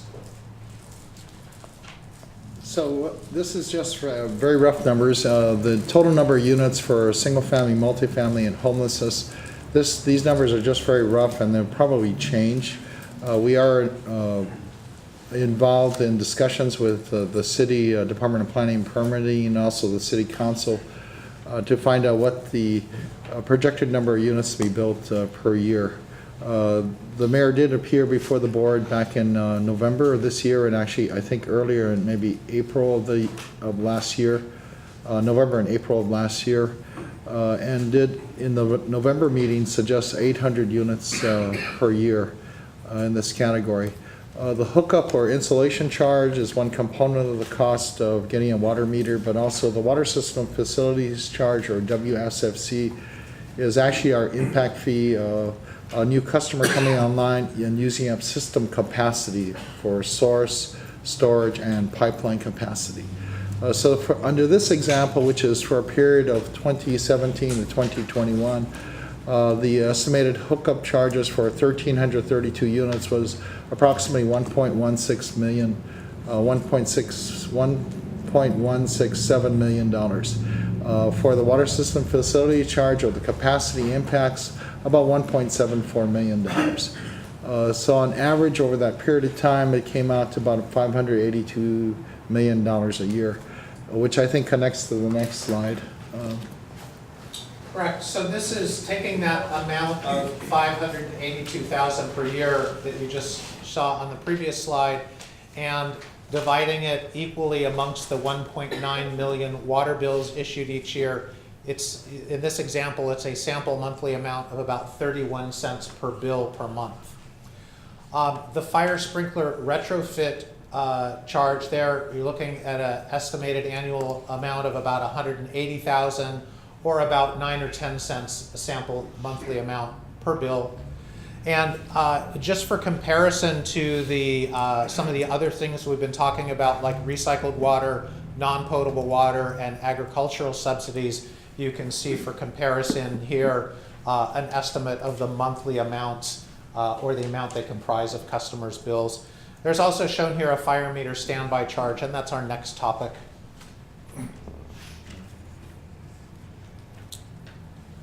Stakeholder Advisory Group summary. There was an exercise that we conducted with the Stakeholder Advisory Group back in November, and what's shown here is their relative ranking. We gave them some money, again, poker chips, money in their hand, and asked them to distribute it amongst these different types of subsidies. And this shows the relative ranking and how they distributed that money. Agricultural customers were ranked highest, then recycled, then affordable housing, then fire sprinkler retrofits, then homeless shelters and housing, and then tied at the bottom, either keeping it in their pocket or contributing it to the fire meter standby charge. Looking at the survey results across the board here, so we're just building on the previous survey results that you've seen. Again, strongly oppose is to the right, strongly support is to the left, and down at the bottom you've already seen recycled and agricultural, with a majority of customers strongly supporting them. And you can see that providing assistance to elder and low-income customers is shown pretty high there too. And then the numbers begin to drop when we move into these other subsidies like fire sprinklers, homeless shelters, housing, and affordable housing. Okay, any questions, members? Go back to the one that starts estimated Board of Water Supply meter and WSFC subsidy.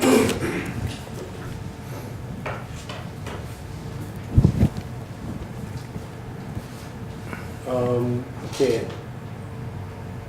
So that comes out to about $900 for hookup fee per unit. Is that about right?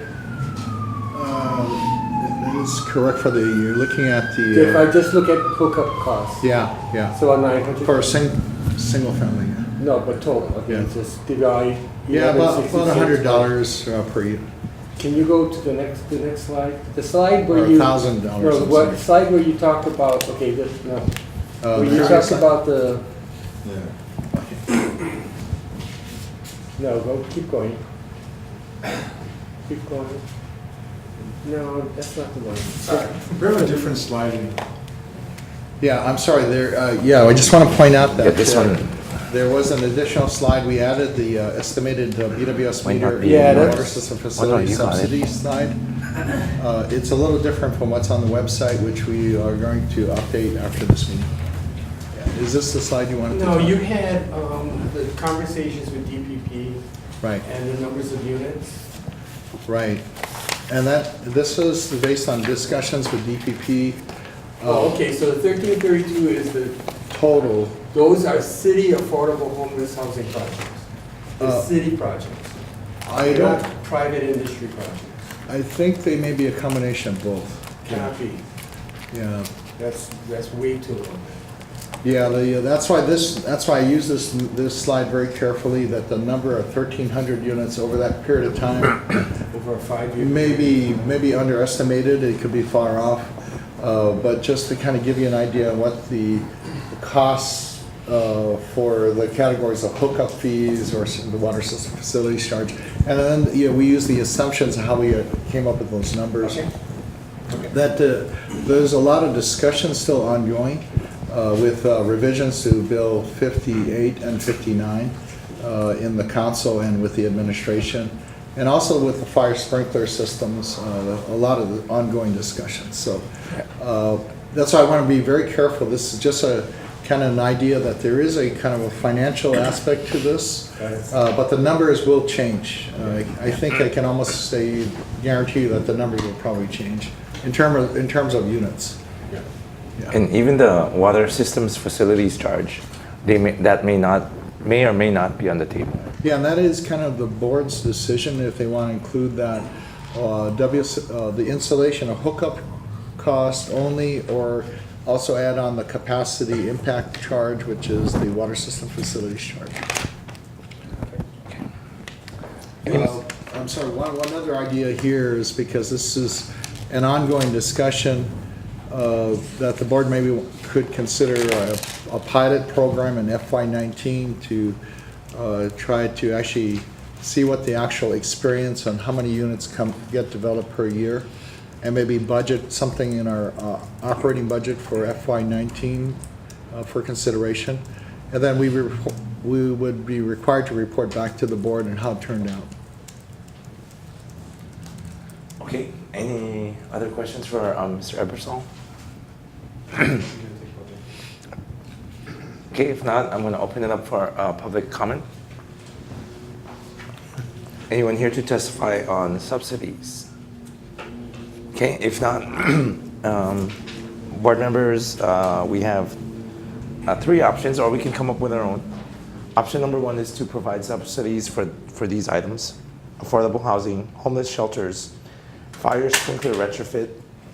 Option number 2 is to provide no additional fee waivers or subsidies. Number 3 is as determined by the board. I think this might be the pilot project. One. Or it could be of the 3 possible items: affordable housing, homeless shelters, or fire sprinklers. It could be focus on affordable housing and homeless, but maybe not do fire sprinklers, or some combination thereof. And that's option 3, which is, we wanted to include that because really it's kind of up to the board how you want us to kind of investigate on this matter further. I move option 3.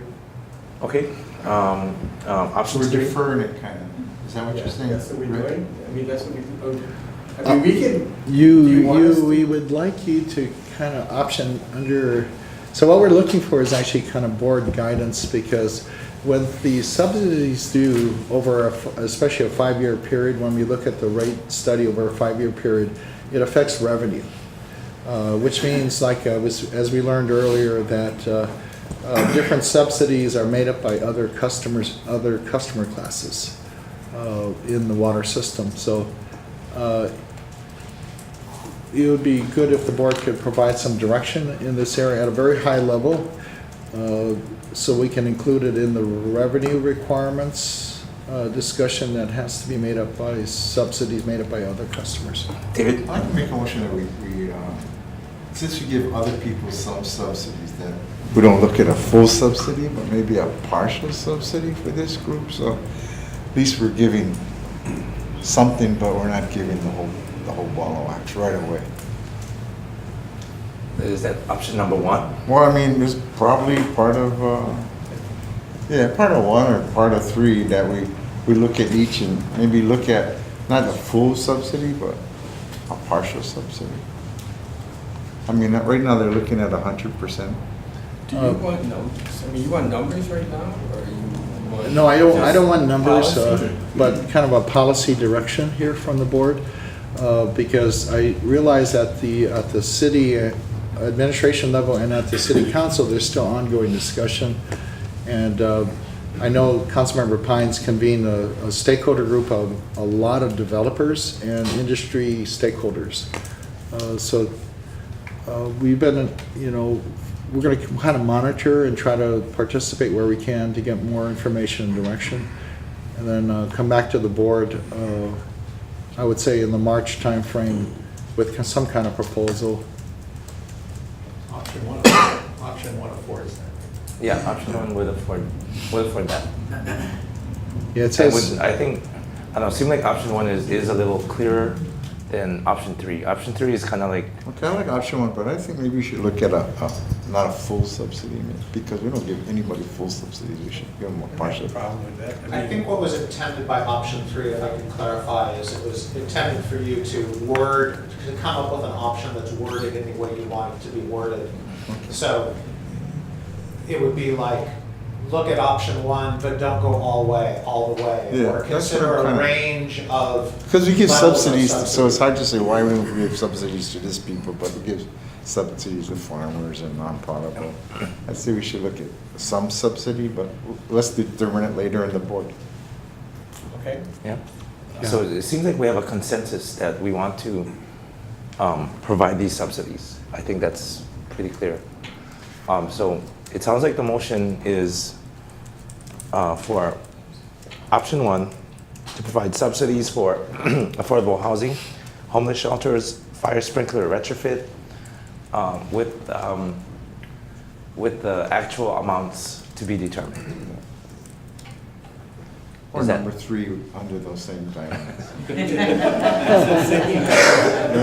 Hybrid 1 and 2. But now what I heard Bernie recommending is that we wait for the council to determine what the policy is for this. yeah, I mean, I understand the bills, Bill 58 and 59 might have been introduced last year, maybe around May, and there's been a lot of ongoing discussion at the council. So I think I would say we keep on monitoring, so and depending on, at the time when we bring this back before the board and say the March timeframe, that we just present to the board the best information we have on this, because I don't know if the bills will actually be decided upon before then. But what's definitely clear here, just looking at the devil's in the details on this, especially the affordable housing and the fire sprinkler and the homeless shelters, when the devil's in the details of how to define what is a qualifying unit to receive a subsidy, and then how do we get verification of that? So that's kind of being fleshed out, I think, in the ordinances being considered in the council. I just want to be real clear. Just like Dean made a really strong pitch for agriculture, I'm going to make be an advocate for affordable housing subsidies. Understood. And, you know, maybe not the whole thing, maybe just the hookup side, not the facility side. But I'd like to see us be aggressive in order to be a part of the incentivization of private industry to build affordable housing. I think it's the number one issue in Hawaii. And There so is I hear what you're saying. In the council bill, they do articulate that there's this big gap between supply and demand. Demand for affordable units, rentals, or for sale versus the supply. And there's this really large gap between the two. So there. And I understand it's on them to determine and decide what the tiers are, et cetera, and those will be guidance to us, and we can wait for those. But I really do not want us to take that back. I am going to vote for us to be as supportive of that program as possible. So the board has the choice, option one. I think we're which supportive, is- but I don't know if it's 100, I mean, not 100% subsidy, I'm in favor. Okay. I don't know the right percentages, Right. but I believe we're supportive, and we should, but it's still not our money per se, but I still think that there's a percentage we should support. If it's $900 on the hookup side, and if you said 800 units a year, that's $700,000. I mean, that's less than $1 million. That's not that much money for us to jump on board.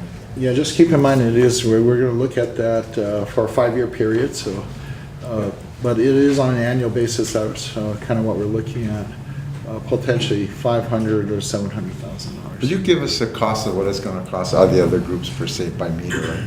Right. Yeah. Okay, Yeah. I mean, just so And- we know, all the rate payers. And I are would say paying. the charges are also related to the nature of the the project too. The size of the project, the number of units being developed. So it's really, and for us, these charges are normally administered at the time of building permit application I can or see to us- get the water service. I can see us putting a limit on how many Right. per year. Yeah, something for the board to consider, a limit or a cap. And then also the requirement that we have to report back to you, so some performance metrics on, did this really, how many of units actually came in per year? What was the amount of cost per project that was waived or subsidized here? I think it's very important in this program because we are talking about ratepayer funds that we do try to have some degree of accountability in how the money was spent. Now, don't forget, if the bill passes, the affordable housing requirements, the inclusionary zoning, as much as 15% of every project is going to have affordable of some sort. So we're talking about 85% are either at middle incomes or higher. Those people are all paying the full rate. They're all buying water from us. We're creating customers. We're not just subsidizing. We're creating customers. And the current bill does have a sunset period. So maybe one way to think about it, and this is just thinking out loud in terms of options for the board to consider, is that this is maybe for a 3-year or 5-year period, and then it sunsets. Then it has to be taken up again by the board in the future. So it's not into perpetuity, it's for a set period of time, perhaps even a cap or something. Yeah, and with metrics or reporting requirements to the board, so they know how the money was used, what projects benefited from it. Okay. Okay, yeah, I echo Ray's comments. State, city, private industry have all partnered to solve one of our, society's, biggest problems today. And I think we should do our part as an agency. So perhaps we leave the numbers out, the option numbers out, and perhaps the motion should be something like, I think they know the others. Or if you do an option 3, just specify what the motion you'd like to do. Option 3 with a strong support of subsidies for affordable housing, homeless shelters, fire sprinkler retrofit, subject to further review of the actual amount and percentages. Okay, moved. Seconded. Any further discussion? Okay, if not, all those in favor say aye. Aye. All those opposed say nay. Thank you, Board. All right, thank you. Okay, finally. The next item is the fire meter standby charge. To better, the idea here is to better align cost occurrence with cost recovery should the Board of Water Supply institute a fire meter standby charge for private fire meters. So fire protection differs from other services. It's a standby service that's available on demand. It's provided to those customers with fire protection systems, meaning fire sprinklers or private fire hydrants. It's rarely used, but it must be available at all times throughout the system, and it's not needed by customers who don't have these systems. There are private fire protection monthly charges in Kauai and Hawaii, and you can see the amounts here by meter size. These are monthly bill amounts ranging from, for example, on Kauai, $17.75 for a 5/8 inch meter to nearly $1,000 for an 8-inch meter and up to $1,400 for a 10-inch meter on Hawaii. Fire protection charge considerations. The most common method is to base this charge based on the customer's fire service connection, the size of that connection. That the capital and operation and maintenance related costs, well, basically it's done by meter size or equivalent meter units, just like what we talked about with the monthly service charge varying by meter size. And it's intended to, in figuring out these costs, we look at the maximum day and peak hour costs of service for fire protection, assuming that there's 2 simultaneous fires in the same part of the system. The amount of money each year that we're talking about here is about $400,000. And currently, all your customers are subsidizing these costs for just the customers that have fire meters. So by creating a charge like this, you'd be collecting that, you'd be removing that subsidy and collecting it just from the customers who have fire meters. So if those meters are 2-inch and smaller, this would be, and there are 44 of those meters, it would be $1.20 a month. Now the most common size is the 8-inch meter. There's a little over 700 of those, and for those customers, it would be $34.05 a month in this sample.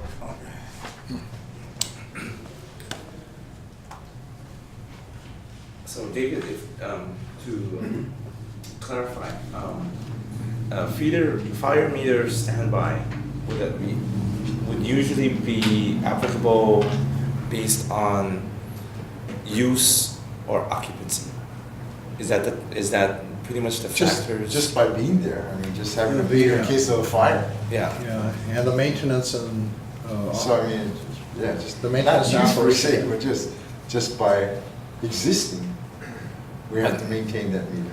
But only certain structures, right? Probably Only mostly certain- high rises and all those things, all the way to fire protection, right? Right, it would have to be available at Schools all and times everything. for all of those customers that have those meters. This is a cost to cover our operation maintenance, to keep it in a standby basis to be available so that when they do have a fire, their sprinklers will be able to produce water, or their on-site fire hydrants or wet standpipes will have water that can be able to use to fight a fire in the premises. Okay, but this is definitely not for single family. It's for Yeah, the single-family customers, the fire department has been trying to advocate for fire sprinklers for single-family residential customers. And what we've been doing as a matter of practice, installing 3/4-inch meters for our customers, not the smaller 5/8 meters. So we think that the 3/4-inch meter might have enough capacity already to be able to accommodate like a fire sprinkler system within a single-family dwelling. So not a separate system, these are mostly Yeah. separate systems. Yeah, these are separate fire meters or kind of a hybrid meter that handles domestic and fire flow requirements. What does it take to maintain this system, something like that? It's sitting there, what does it take to maintain? Why does it cost us $400,000 a year? It is gonna need to be checked periodically and then serviced and replaced to make sure that it will open up and provide the water without hanging up. And It's somebody inspecting all of these. it's our field operations Like a fire staff. flow test or something. Yeah, and then what happens is I think are required to do by the fire department a fire sprinkler system test. I'm not sure if it's annually, and then if they have any problems where there's too great a pressure drop, then we're gonna have to respond and go out and check the fire meter, if necessary, replace it, so that their fire sprinkler system operates correctly. You don't just put the burden on the building owners to do that? They don't touch our meters, this is our meters, Our so their work is responsibilities after the meter into their property. Okay. But the meter itself is our responsibility. We don't let the customers touch our meters. Okay, got it. So as an example, for, let's say a high-rise condominium, Yeah. is the charge, for example, 3405 for an 8-inch meter? Right now, the charge is zero. They just pay a upfront cost to put the meter in. And then after that, if that building is there for 50 or 100 years, they're not paying a recurring monthly charge. The other customers are picking up whatever the cost is to maintain that fire meter for a standby basis for that building. But on the sample, it would be, if we adopt this sample, Yep. it's 3405 Let's for each. recover that $400,000. Right. That other customers that don't have fire meters in our system are actually helping to subsidize. Now, I guess the biggest subsidy is probably coming from the non-residential customers that don't have fire meters. Yeah. And 3405 would be spread amongst all the unit owners, for example, in an association. Right. And they probably have a very large meter for their domestic usage, so they'd be looking at the monthly charge plus the usage charge for how much water they're using for domestic uses, but also they'd now be paying a charge for that fire meter, which could be a separate meter near the domestic meter. Okay, so it's not like each individual in the building gonna be paying to it? Oh, no. No, it'd be probably part of their common area maintenance fee Yeah. for that Hotels building. and schools and stuff. Yeah. Okay. Any other questions, comments? Any other questions? If not, You need a motion? Or any Uh, public comment Public first. comment first. any public comments on the fire meter standby charge? Hearing none, I'm gonna close public comments.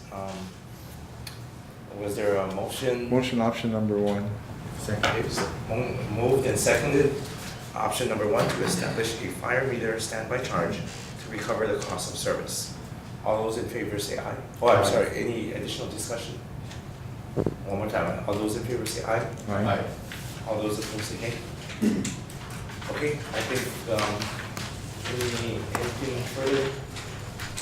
Well, so to summarize then, I think what we've heard is on the issue of cost of service alignment, moving closer to cost of service recovery, which was option 2.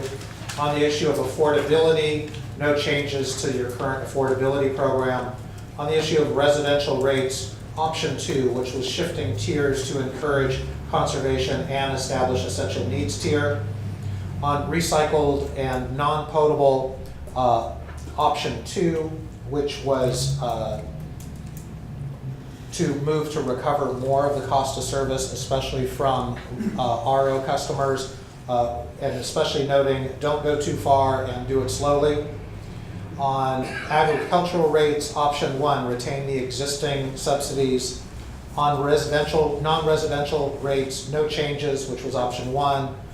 On the monthly charge, go to option 1, which was to vary it by meter size. On the issue of subsidies, we heard strong support for subsidies for affordable housing, homeless, fire sprinkler retrofits, and evaluate different amounts of those subsidies. So look at different levels of it. And then on the fire meter standby charge, option 1, to establish a fire meter standby charge. Okay. Correct. Members, did that sound like an accurate summary? Did members want to add anything further? Okay, any other business before the board then at this time? I just want to thank the board for the guidance. This really helps to set the guardrails for us to now develop the water rates for consideration as a draft package around the March timeframe. So just mahalo to the board and to the public that came out to testify, our stakeholder advisory group members. Just appreciate them taking the time to come out and testify. Yeah, I echo manager's comments. Thank you very much. Staff, Mr. Ebersol, Brian, everybody who contributed to the materials today were very helpful. It helped us make some very important decisions, decisions that we needed to make, and look forward to working with all of you in the process of the next few months. Thank you. Thank you. Motion to adjourn. Any second? Any discussion? All those in favor say aye. Aye. We stand adjourned.